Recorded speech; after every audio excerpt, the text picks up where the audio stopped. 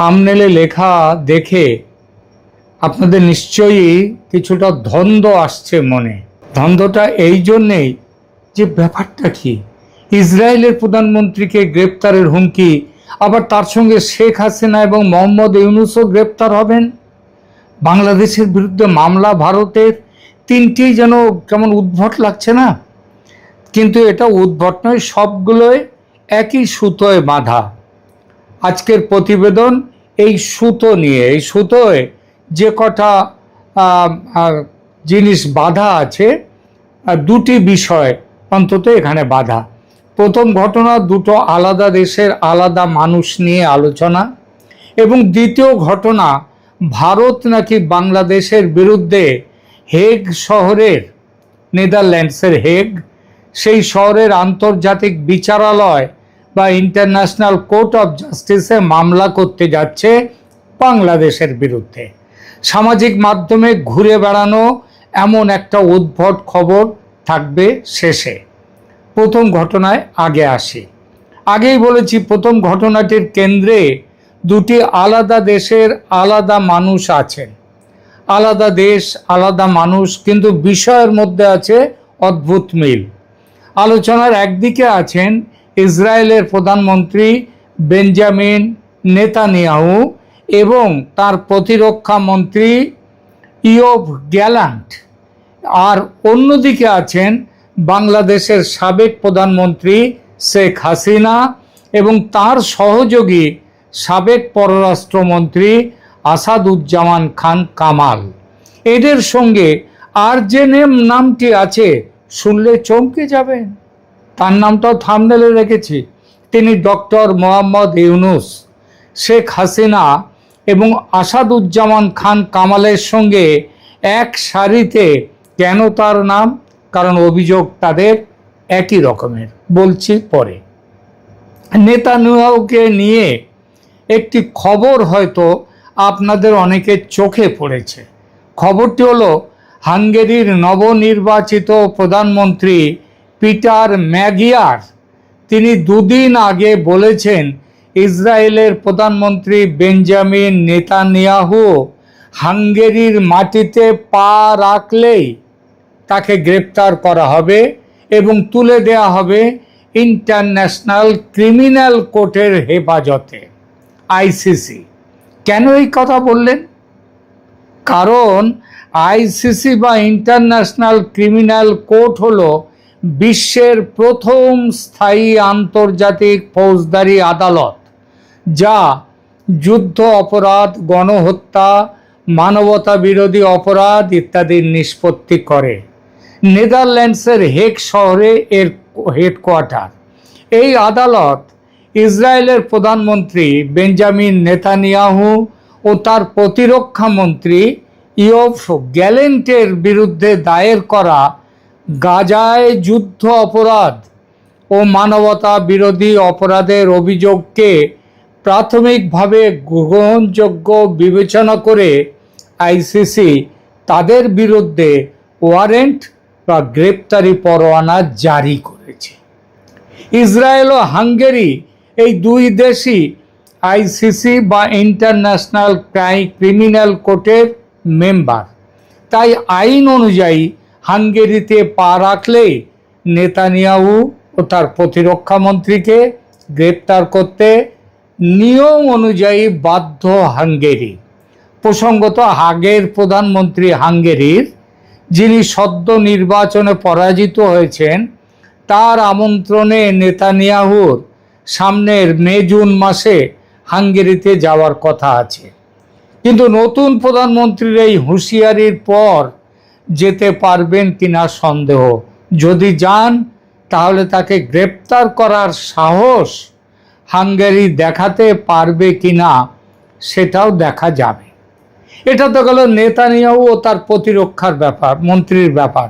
কিন্তু এই ঘটনার সঙ্গে শেখ হাসিনা ও তার স্বরাষ্ট্রমন্ত্রীর সম্পর্ক কোথায়? ডক্টর মোহাম্মদ ইউনূসেরই বা ওদের সঙ্গে একসাথে দাঁড়িয়ে থাকার সম্পর্কটা বা কি? বলছি সেই সম্পর্কের কথা। দেখুন, আইসিসি ও আইসিজে, আইসিসি মানে ইন্টারন্যাশনাল ক্রিমিনাল কোর্ট, আর আইসিজে মানে ইন্টারন্যাশনাল কোর্ট অফ জাস্টিস, এই দুটোই জাতিসংঘের শাখা সংস্থা। আইসিসিতে ব্যক্তির অভিযোগে ব্যক্তির বিচার হয় ফৌজদারি আদালতের আইন মোতাবেক, আর আইসিজে বা ইন্টারন্যাশনাল কোর্ট অফ জাস্টিসে এক রাষ্ট্রের বিরুদ্ধে অন্য এক রাষ্ট্রের দায়ের করা মামলার বিচার হয়। অর্থাৎ আইসিসিতে আমি আপনি যে কেউ মামলা করতে পারি আমাদের কারোর বিরুদ্ধে, আবার ইন্টারন্যাশনাল কোর্ট অফ জাস্টিসে কিন্তু একটা দেশ, তারা মামলা করতে পারে। এই প্রসঙ্গে উঠে এসেছে ভারত নাকি বাংলাদেশের বিরুদ্ধে মামলা করছে, সেই প্রসঙ্গে পরে যাচ্ছে। নেতানিয়াহু ও তার মন্ত্রীর বিরুদ্ধে মামলা হয়েছিল গাজায় যুদ্ধ অপরাধ ও মানবতা বিরোধী অপরাধের জন্য, সঙ্গে ছিল গাজায় গণহত্যার অভিযোগ। আইসিসির বিচারকরা এই অভিযোগের মধ্যে সারবত্তা খুঁজে পেয়েছেন এবং যাকে বলে রিজনেবল এভিডেন্স টু বিলিভ সেগুলো পেয়েছেন, এবং তারা সিদ্ধান্তে উপনীত হয়েছেন যে নেতানিয়াহুর বিরুদ্ধে মামলা চালিয়ে যাওয়া যেতে পারে। 2024 সালের নভেম্বরে এই নেতানিয়াহু এবং তার মন্ত্রী, প্রতিরক্ষা মন্ত্রী গ্যালান্টের বিরুদ্ধে গ্রেপ্তারি পরোয়ানা জারি করে আইসিসি। বিচারকরা বলেন অভিযোগগুলোর পক্ষে রিজনেবল গ্রাউন্ডস বা যুক্তিসঙ্গত ভিত্তি আছে, তাই গ্রহণ করা হয়েছে মামলা। মামলার বিবরণ 2024 সালের 20 মে আইসিসি প্রসিকিউটর যারা মামলা করে তারা পরোয়ানার জন্য গ্রেপ্তারি পরোয়ানার আবেদন করেন। 21 নভেম্বর 2024 মানে 2-3 মাস পরেই, মাস চারেক পরেই প্রি ট্রায়াল চেম্বার তারা পরোয়ানা জারি করে কাগজপত্র নথিপত্র সব দেখে, কিন্তু অভিযুক্তদের আদালতের হেফাজতে না আনা যাওয়ার ফলে বিচার শুরু হয়নি। আসামিদের তো হাজির করতে হবে, এটা তো আর এমন নয় যে বাংলাদেশে ক্রাইম ট্রাইব্যুনালে শেখ হাসিনা হাজির নন তবু তার বিচার হয়ে গেল, সেখানে তা হয় না। আইসিসি কাউকে দোষী সাব্যস্ত করার আগে পরোয়ানা জারি করে, তারপর বিচারকদের কাছে যদি যুক্তিসঙ্গত ভিত্তি থাকে তাহলেই পরোয়ানা জারি হয়। এরপর তাকে সেখানে হাজির করে তার বক্তব্যটা শোনা হয়। এবার আসি এবং তারপরে বিচার প্রক্রিয়া চলতে থাকে। এবার আসি নেতানিয়াহু ও গ্যালান্টের বিরুদ্ধে অভিযোগে। আদালত বলেছে গাজায় তাদের বিরুদ্ধে যুদ্ধ অপরাধ এবং মানবতা বিরোধী অপরাধের অভিযোগের পর্যাপ্ত প্রামাণিক ভিত্তি আছে। অভিযোগের মধ্যে আছে বেসামরিক জনগণকে অনাহারে রাখা, খাদ্য, জল, ওষুধ, জ্বালানি ও মানবিক সহায়তা বাধা সৃষ্টি করা, বেসামরিক জায়গায় বোমের আঘাত, সেখানে আক্রমণ করা, নিপীড়ন এবং আরও নানা রকমের অমানবিক কাজ। শেখ হাসিনার বিরুদ্ধে যে অভিযোগ তার চরিত্রও অনেকটা একই। তার বিরুদ্ধে উঠেছে গণহত্যা, মানবতা বিরোধী ও যুদ্ধ অপরাধের অভিযোগ। যুদ্ধ কোথায় এ প্রশ্ন করতে পারেন কেউ। কেন? জুলাই ষড়যন্ত্রের কুশীলবরা তো হাসিনা ও হটাও অভিযানকে যুদ্ধ হিসেবেই দেখেছে, আর তা দেখেছে বলেই তো যুদ্ধ অপরাধীদের বিচারের জন্য গঠিত যে ক্রাইম ট্রাইব্যুনাল সেখানে শেখ হাসিনার বিচার করেছে এবং শাস্তি হিসেবে মৃত্যুদণ্ড দিয়েছে শেখ হাসিনা ও তার স্বরাষ্ট্রমন্ত্রীকে।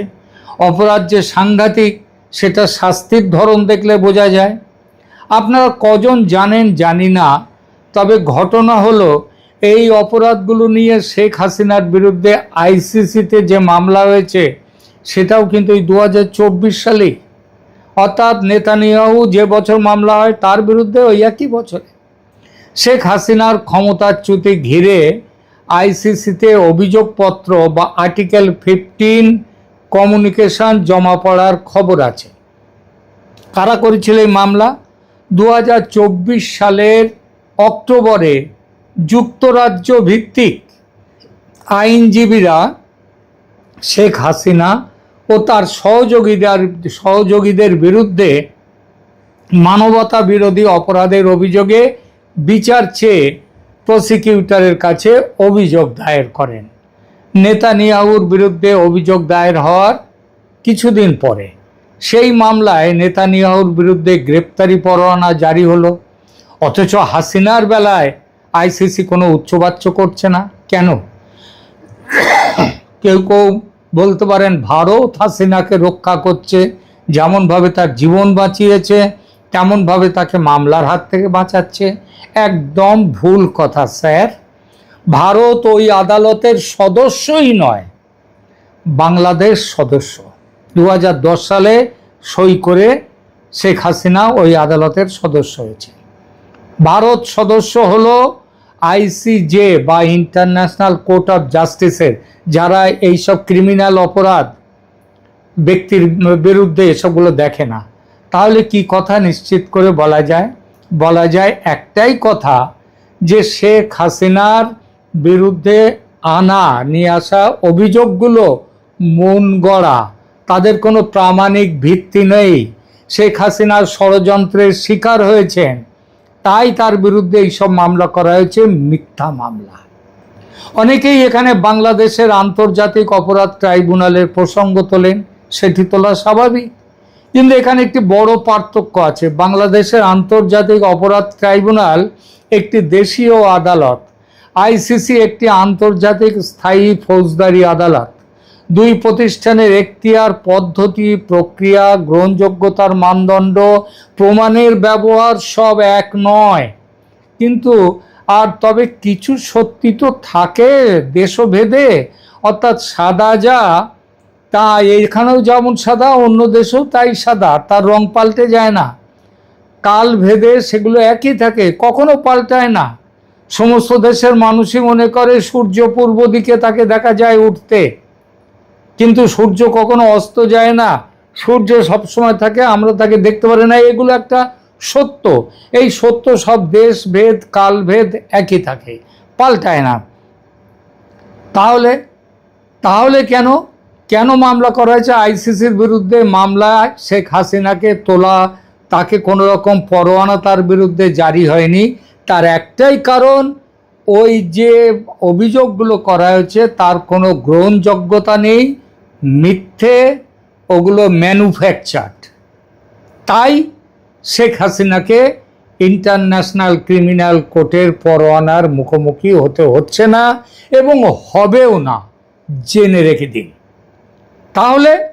তাহলে একটাই কথা, যে বাংলাদেশের যে ক্রাইম ট্রাইব্যুনাল, তার বিচার অবৈধ, তার বিচার ষড়যন্ত্রমূলক।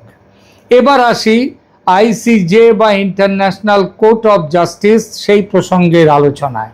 সামাজিক মাধ্যমে বিশেষ করে দু একজন আমার সধর্মী ইউটিউবার একটা কথা খুব বলছেন কয়েকদিন ধরে, সেটা হলো হাসিনার বিষয়টিকে নিয়ে নাকি আইসিজিতে মামলা করছে ভারত বাংলাদেশের বিরুদ্ধে।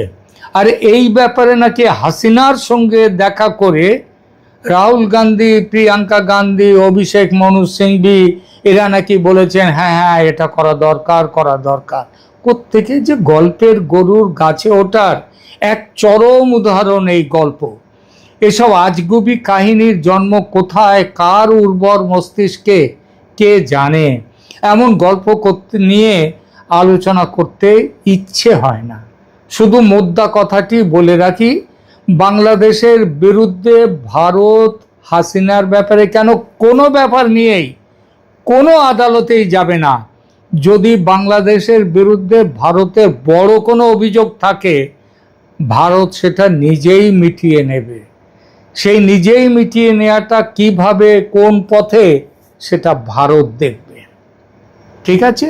আর হাসিনার ব্যাপার নিয়ে তো কোনো আদালতে যাওয়ার প্রশ্নই ওঠে না। সে কে ওই হরিশ সালভে, তাকে তিনি যদি যদিও তিনি নন ভারতের সলিসিটর জেনারেল, তিনি নন, কিন্তু তার নাম অনেকেই বলছে সলিসিটর জেনারেল হিসেবে তার ছবি দিচ্ছে। এটা তাই নয়, তিনি স্বাধীন আইন ব্যবসায়ী। ভারতের সলিসিটর জেনারেল তিনি নন। ভারতের সলিসিটর জেনারেল তুষার মেহতা, তিনি কিন্তু এইসব বিষয়ের কোথাও নেই। সুতরাং একটাই কথা শেষে বলে যাই, সেটা হচ্ছে ভারত বাংলাদেশের বিরুদ্ধে কোনো মামলা করবার কথা চিন্তাই করছে না। যারা গল্পের গরুকে গাছে চড়িয়ে এইসব গল্প বাজারে ছাড়ছেন, তারা কোন উদ্দেশ্যে ছাড়ছেন সেটা তারাই জানেন। আপনারা হয়তো আঁচ করতে পারবেন, আমি কিছু বলবো না। এখানেই রাখছি, ধন্যবাদ।